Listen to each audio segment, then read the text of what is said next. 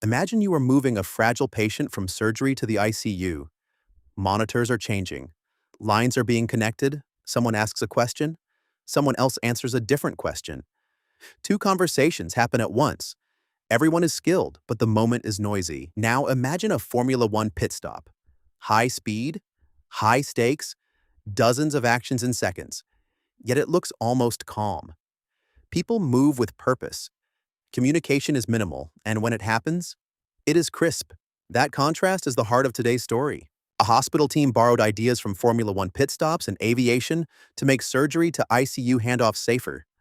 And the same ideas can make your messy handoffs calmer too. Every industry has handoffs.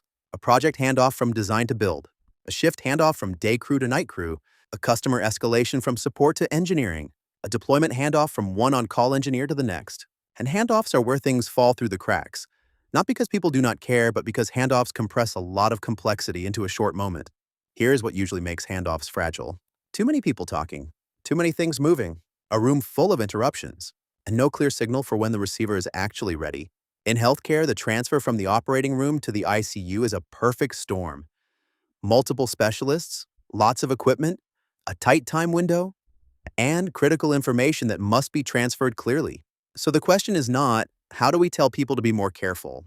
The question is, how do we design the handoff so the system helps people succeed? Their analogy was the Formula One pit stop. A pit stop is a handoff too. The car arrives with risk. The crew executes many tasks quickly. The driver leaves knowing the car is safe to push again. The hospital team did not just watch videos and guess. They built a new handover protocol through detailed discussions with a Formula One racing team and with aviation training captains. Formula One contributed roles, choreography, and readiness signals. Aviation contributed briefing habits, checklists, and structured communication. Here's what makes this story useful. They measured results.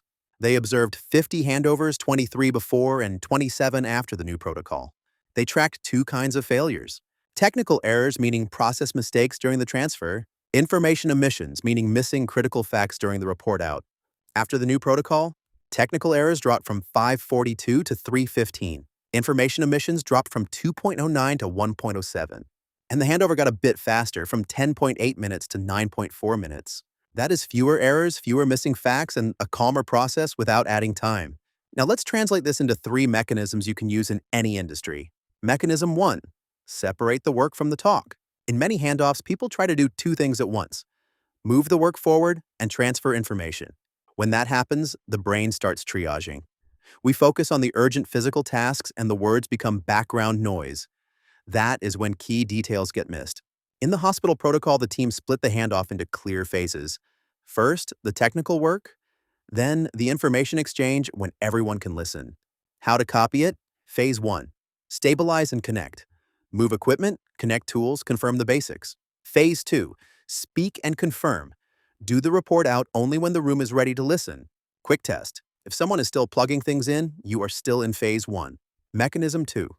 One lead, clear roles, and a readiness signal. Pit stops look calm because everyone knows their position, and one person controls the sequence.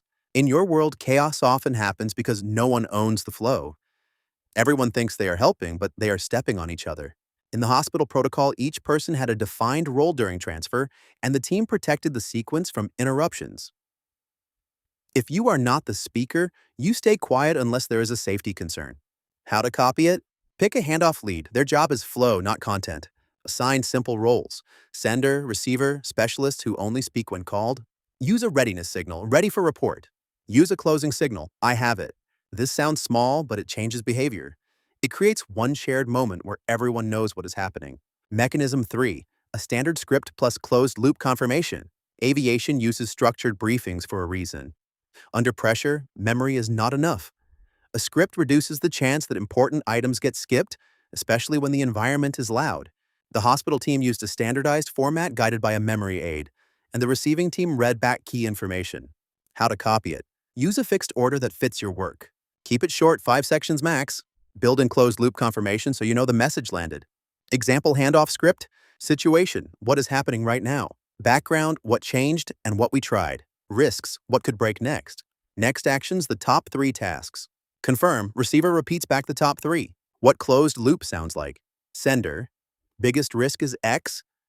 Next action is Y. Time-sensitive detail is Z.